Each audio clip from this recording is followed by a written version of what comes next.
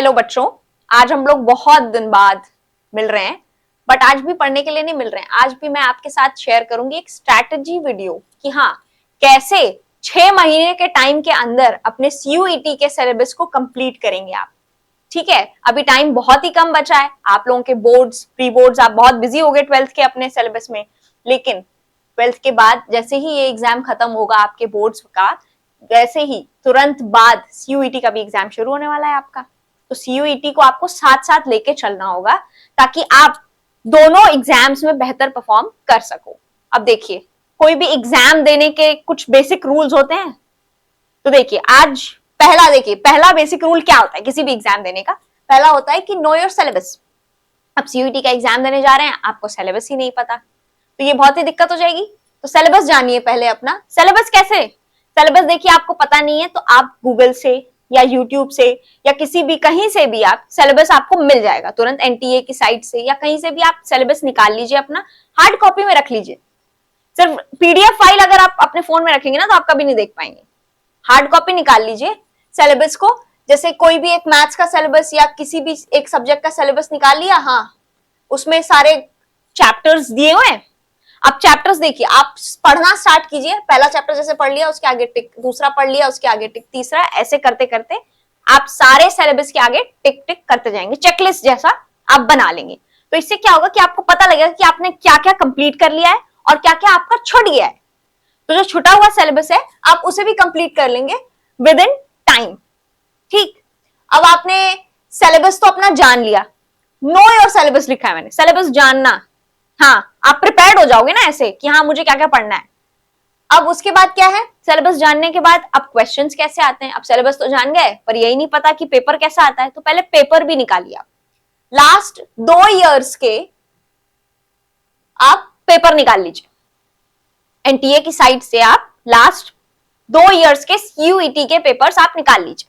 फिर निकालने के बाद क्या करिए, आप पेपर्स को बाय साइड आप सॉल्व करते जाएंगे। जैसे एक टॉपिक पढ़ा तो उस टॉपिक के क्या क्वेश्चंस पूछे गए प्रीवियस ईयर में वो भी पढ़ लेंगे आप। वो पेपर में टिक लगा दीजिए कि हाँ भाई, ये क्वेश्चन पूछा गया था इस टॉपिक से प्रीवियस ईयर में, ये क्वेश्चन ऐसे। तो इससे आपको पता लगेगा कि कौन सा चैप्टर वो डीप में पूछता है और कौन सा चैप्टर वो बस हाँ ठीक है थोड़ा बहुत आना चाहिए बच्चे को ऐसे पूछता है। तो जो डीप स्टडी वाले चैप्टर्स हैं उनको आप अच्छे से फिर स्टडी कर लेंगे, और जो हाँ ठीक है कम पूछता है जिनसे, या बहुत ही शॉर्ट क्वेश्चंस पूछता है या बहुत बेसिक क्वेश्चंस पूछता है जिससे, उसको आप थोड़ा ही पढ़ेंगे। मतलब ज्यादा टाइम नहीं देंगे, ज्यादा टाइम सिर्फ उनको देंगे जो इंपॉर्टेंट चैप्टर्स हैं, जिनसे ज्यादा क्वेश्चंस आते हैं या जिनसे बहुत हार्ड, थोड़े से हार्ड क्वेश्चंस आते हैं। वैसे न्यूमेरिकल वाले क्वेश्चंस किन चैप्टर्स से आते हैं या कैसे क्वेश्चन किस टाइप के आते हैं वो आपको पता लग जाएगा प्रीवियस ईयर पेपर्स से। अब प्रीवियस ईयर पेपर्स भी निकाल लिए, सिलेबस भी निकाल लिया, ठीक, लेकिन पढ़ें कैसे? पढ़ना भी तो स्टार्ट करना है। अब 6 महीने ही बाकी है सिलेबस, और 6 महीने में आप 6 महीने तो पूरा पढ़ोगे नहीं। सिलेबस कंप्लीट आपका एग्जाम से 1 महीने 2 महीने पहले ही होना चाहिए ना, तभी तो प्रॉपर रिविजन होगा। तो देखिए, अब आप सिलेबस जैसे आपने चैप्टर पढ़ना स्टार्ट किया तो अब चैप्टर के आप शॉर्ट नोट्स बनाएंगे। शॉर्ट नोट्स क्या होते हैं? शॉर्ट नोट्स आप एक A4 साइज शीट लेंगे, A4 होनी चाहिए, उससे ज्यादा बड़ी नहीं, उससे छोटी नहीं, एक A4 साइज की शीट लेंगे आप। उस पे small precise 1 word 2 word 1 liner, बस, इससे ज्यादा नहीं। एक A4 साइज शीट पे आपका एक चैप्टर कंप्लीट हो जाना चाहिए। आगे पीछे भी आप कर सकते हैं, जैसे यहाँ आगे भी लिखा इसके पीछे भी लिख लिया, ठीक है, वो ठीक है, लेकिन एक पे कंप्लीट कर लीजिए। इतना प्रिसाइज आपके नोट्स होने चाहिए, इतने ही प्रिसाइज आपको नोट्स चाहिए रिविजन के लिए। नहीं तो आप लास्ट टाइम में ना आप अपनी 500-600 पेज की बुक्स या कोई भी नहीं पढ़ सकते। आप इतना आपके पास टाइम भी नहीं होगा, और इतना टाइम आपके पास अगर मान लीजिए होगा भी नहीं तो आप फ्रस्ट्रेट हो जाएंगे इतना पढ़ने में, आपको याद नहीं रहेगा। आपको याद रहते हैं आपके हैंड रिटन नोट्स, जो आपने चैप्टर पढ़ते समय कोई ट्रिक लिखी हो या कोई निमोनिक लिखा हो उस पे, तो वो आपको याद रहते हैं कि हाँ भाई मैंने उस समय पढ़ा था, ये तो बहुत आसान है, ये तो बहुत आसान है, आपको इजी लगेगा सब कुछ अगर आपके पास खुद के लिखे हुए शॉर्ट नोट्स हैं। ठीक, अब शॉर्ट नोट्स आपने बना लिए, उसको प्रॉपर या तो एक स्पाइरल बाइंडिंग की कॉपी ले लीजिए, कोई भी कॉपी या कोई भी पेज में आप अपने नोट्स बनाइए और बहुत साफ हैंडराइटिंग में लिखिएगा नोट्स। साफ हैंडराइटिंग में लिखेंगे तो आपको समझ में पता लगा कि इतनी गंदी हैंडराइटिंग में बनाया कि खुद ही नहीं समझ पा रहे हैं 10 दिन बाद मैंने लिखा क्या था। फिर देखिए, अब शॉर्ट नोट्स बना लिए, उसके बाद आपको करना है अपने रिसोर्सेज को लिमिट। अब नोट्स भी आप कितने ही बनाओगे? अगर मान लो आपने चार बार एक ही चैप्टर 4 बुक से पढ़ा है, तो अब 8 पेज का तो बनाओगे नहीं अपना, इतने बड़े भी तो नोट्स नहीं बनाओगे। तो आपको क्या करना है, अपने रिसोर्सेज को लिमिट करना है ताकि आप लास्ट टाइम रिविजन अच्छे से कर पाओ। कोई भी सब्जेक्ट हो, कोई भी, उसकी एक बुक या 2 बुक मैक्सिमम 2 बुक ही प्रेफर करनी है आपको, उसके अलावा नहीं। कोई भी एक टीचर पकड़ लीजिए जिससे आपको बहुत अच्छे से समझ में आता है, उस टीचर से आप पढ़िए, वो उस बुक से क्वेश्चन सॉल्व कीजिए, बुक से या जो भी आपको कोई मॉक टेस्ट है या जो भी है, आप उससे क्वेश्चन सॉल्व करिए और बस उतना ही करिए, उससे ज्यादा रिक्वायर्ड भी नहीं है। ठीक, अब आपने लिमिट योर रिसोर्सेज को अपने लिमिट तो बहुत ज्यादा ही कर लीजिएगा, क्योंकि आपको एक सब्जेक्ट भी नहीं पढ़ना है, आपको कई सब्जेक्ट पढ़ने हैं, आपको 3-4 सब्जेक्ट 5 सब्जेक्ट पढ़ने हैं। तो अगर आप रिसोर्सेज ही अपने इतने ज्यादा रखेंगे, मान लीजिए आप मैथ्स पढ़ने बैठे तो 10 बुक मैथ्स की पढ़ रहे हैं, तो आपके पास दूसरे सब्जेक्ट पढ़ने का भी तो टाइम होना चाहिए ना थोड़ा सा। तो वैसे उस हिसाब से आपको अपने रिसोर्सेज कम से कम रखने हैं, रिसोर्सेज लिमिट करिए और क्या बोलते हैं, रिविजन मैक्सिमम टाइम करिए। मैक्सिमम रिविजन आपको याद दिलाता रहे। फिर देखिए, रिविजन मल्टीपल टाइम्स, ये नेक्स्ट पॉइंट ही है हमारा कि रिविजन बार बार कीजिए, क्योंकि आपको 1 महीने पहले पढ़ी हुई, 2 महीने 10 दिन पहले पढ़ी हुई चीजें याद नहीं रहती हैं। तो अभी तो 6 महीने हैं, तो अगर मान लीजिए आज आपने एक टॉपिक पढ़ा तो आपको भरोसा है कि आपको याद रहेगा? वो मई तक एग्जाम में नहीं याद रहेगा। तो याद कैसे रहेगा? याद ऐसे रहेगा कि आप मल्टीपल टाइम उसका रिविजन करेंगे। रिविजन इन द सेंस, जैसे हफ्ते में मान लीजिए अगर आप 5 दिन पढ़ाई करते हैं या 6 दिन पढ़ाई करते हैं 7 दिन के हफ्ते में, तो आपके पास 1 या 2 दिन बच जाएंगे, अब उसमें रिविजन कर लीजिए। रिविजन किससे करेंगे? शॉर्ट नोट्स से। ये शॉर्ट नोट्स आपके लॉन्ग टर्म में काम आएंगे। Long term in the sense कि 2 महीने, 4 महीने, 5 महीने बाद। और अगर शॉर्ट नोट्स आपने बना लिए ना, तो अब आपको कहीं भी वो चैप्टर पूछेगा या कहीं भी कुछ भी होगा तो आप तुरंत रिवाइज कर लेंगे। आपको बहुत कम एफर्ट, बिल्कुल ही नहीं समझ लीजिए, उतने एफर्ट्स में आप बहुत अच्छा चीज कर पाएंगे, बहुत अच्छा से एग्जाम दे पाएंगे, या जो भी आप प्रिपरेशन कर रहे हैं वो।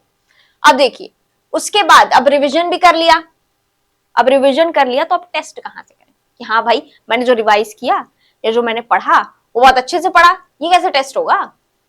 कैसे होगा टेस्ट? तो ये टेस्ट होगा मॉक से, लिमिटेड टाइम में। मतलब टाइम लिमिट तो है ना किसी भी एग्जाम की, 2 या 3 घंटे, किससे ज्यादा मिलेंगे तुम्हें?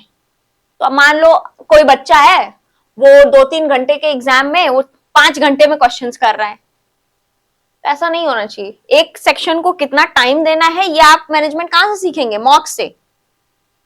फर्स्ट मॉक देंगे तो जरूरी थोड़ा है कि आप टाइम पे ही दे पाए या आपके सारे क्वेश्चंस आप पढ़ ही पाए या सॉल्व भी कर पाए, नहीं होगा ऐसा, बिल्कुल नहीं होगा। तो आप उससे क्या होगा कि मल्टीपल टाइम्स जब आप मॉक टेस्ट देंगे ना, मॉक टेस्ट देखिए आप कहीं भी दे सकते हैं, कोई भी ऑनलाइन प्लेटफॉर्म हो या जैसे अल्फा इंस्टीट्यूट का प्रो ऐप है वहां पे भी आप मॉक टेस्ट दे सकते हैं। मॉक टेस्ट आप कहीं भी दे सकते हैं, ये आपके ऊपर फुली डिपेंड करता है कि आप कहां से देना चाहते हैं। देखिए, तो फिर इससे क्या होगा, आपको टाइम मैनेजमेंट पता लग जाएगी कि हाँ इतने टाइम में मुझे ये सेक्शन खत्म कर लेना है, इतने टाइम में ये सेक्शन खत्म कर लेना है, और इस स्पीड से करूंगा, इतने मिनट में इतने क्वेश्चन सॉल्व करूंगा तो हो जाएगा। मॉक टेस्ट का मेन मोटिव यही होता है, क्वेश्चन तो सेम थोड़ा ना रहेंगे, लेकिन आपको एक अंदाजा लगेगा, अपनी तैयारी पता लगेगी। और अगर मान लीजिए आपके मार्क्स में बहुत अच्छे नंबर आ रहे हैं तो आप काफी मोटिवेटेड फील करेंगे, और अगर नहीं आ रहे हैं अच्छे तो ये तो अच्छी बात है कि आपको इंप्रूव करने का और मौका मिलेगा कि हाँ मेरे अच्छे नंबर नहीं आ रहे, मैं थोड़ा सा इंप्रूव करूंगा तो अच्छे आने लगेंगे। तो आपको अपनी तैयारी का लेवल पता लगेगा मॉक्स देने से, ठीक है। और सबसे इंपॉर्टेंट जो बात है, जो सबसे ऊपर लिखनी चाहिए थी मुझे, वो है कंसिस्टेंसी। ये तो सबका बात है भाई, कंसिस्टेंसी। ये सारी स्ट्रैटेजी फेल हो जाएंगी अगर आप कंसिस्टेंट नहीं हैं। मान लीजिए अभी मैंने आपको स्ट्रैटेजी बताई, आप मोटिवेटेड हो गए कि हाँ हाँ हाँ ये करेंगे, आज हम इतने बजे उठेंगे, ये करेंगे, आज 8 घंटे पढ़ेंगे, ये वो, और अगले दिन से फुस, अगले दिन से कुछ हो ही नहीं रहा है। अगले दिन से बस खा रहे हैं सो रहे हैं, खा रहे हैं सो रहे हैं, टीवी देख रहे हैं, वर्ल्ड कप देख रहे हैं, मैच देख रहे हैं। तो ऐसा नहीं करना है, कंसिस्टेंट रहना है। पता लगा आप 8 घंटे एक दिन में पढ़ लिए, अगले 4 दिन तक सो रहे हैं, अगले 4 दिन तक भाई मेरा पढ़ाई का मन नहीं हो रहा है, आज नहीं पढ़ूंगा कल से पढ़ लूंगा। ये सब फेमस डायलॉग है, आज से नहीं पढ़ूंगा कल पढ़ लूंगा। तो ये नहीं करना है। 8 घंटे मत पढ़ो, इतना पढ़ना भी नहीं है, इतना हैवी कोई एग्जाम भी नहीं हो रहा है कि 8 घंटे पढ़ना पड़े। 3-4 आवर्स दीजिए, लेकिन रोज दीजिए। 3-4 घंटे ही दीजिए, लेकिन रोज दीजिए। रोज देने से क्या होगा, आपको पढ़ाई में इतना टाइम कि आप रोज, जैसे अब 8 दिन तक आप नहीं पढ़े तो 8 ही घंटा रह गया ना। अब 3 घंटा अगर 4-5 दिन तक पढ़ते तो 12 नहीं हो जाता, 12 घंटा हो जाता ना। इससे तो ज्यादा हो जाता,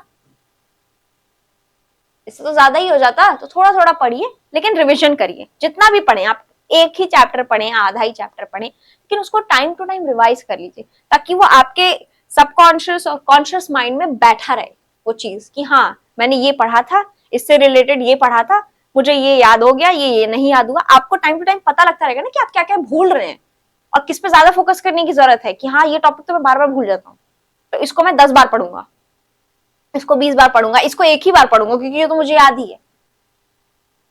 ठीक है, तो आपको मॉक्स देने हैं, कंसिस्टेंसी मेंटेन करनी है। कंसिस्टेंसी सबसे ज्यादा है। रोज पढ़िए, अच्छे से पढ़िए, और देखिए अपने आप को टेस्ट करते रहिए बीच बीच में। Testing is very important. ठीक है, और बात रही और सारी चीजों की, तो उसको हम किसी और वीडियो में डिस्कस करेंगे। लेकिन अभी आप इतनी चीजें जान लीजिए कि एग्जाम देने से पहले आप इन 5 चीजों को अगर अपनी लाइफ में उतार लेंगे ना, तो आप कोई भी एग्जाम होगा, कोई भी विश्व का कोई भी एग्जाम होगा, वो आप अच्छे से क्रैक कर लेंगे।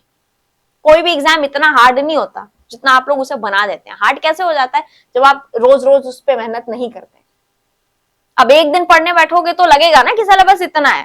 सिलेबस को डिवाइड करो छोटे छोटे छोटे छोटे पार्ट्स में, ताकि आपसे हो सके। इतना बड़ा एम मत लेके चलो कि हाँ आज 4 चैप्टर कंप्लीट कर देंगे, नहीं, ऐसा कुछ नहीं होता है। इतना बड़ा तुम कर ही नहीं पाओगे। At the end of the day फिर तुम डिसअपॉइंटेड हो जाओगे, तुम्हें एंग्जाइटी होने लगेगी। ऐसा नहीं करना है। छोटा एम लो कि हाँ आज एक ही चैप्टर पढ़ेंगे, आज आधा ही चैप्टर पढ़ेंगे। अपने अपने प्रीवियस रिकॉर्ड्स देख के चलो कि हाँ भाई मेरे से एक ही चैप्टर हो पाता है, तो ठीक है भाई एक ही चैप्टर पढ़ो, रोज पढ़ो। कितने ही चैप्टर होते हैं, आधा ही पढ़ो। कितने ही चैप्टर होते हैं, 10-12 चैप्टर होते हैं बस एक किसी भी एक सब्जेक्ट में, 10-12 मैक्स, इससे ज्यादा नहीं होगा। तो उसको पढ़िए, आप लोग रिविजन करिए। ठीक है, फिर मिलते हैं अब नेक्स्ट वीडियो में अगली स्ट्रैटेजी के साथ। Till then